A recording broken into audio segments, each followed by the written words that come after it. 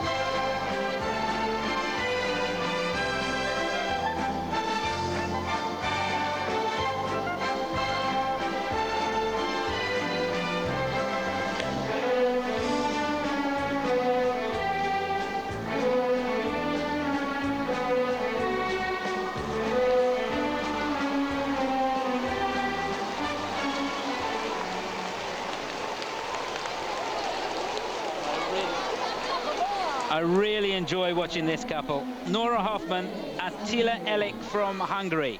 As I said, runners-up in Junior Worlds, and they skated out of their skins. They're so unlucky to finish in second place. But a couple, I think, with great promise. And that was a really well-presented dance. I think for me, there were parts on the second side in particular where you could just see him doing the push, and it's just when you become aware that there is that little effort that comes in there that took away from the overall flow of it. But the way it was presented was extremely high quality.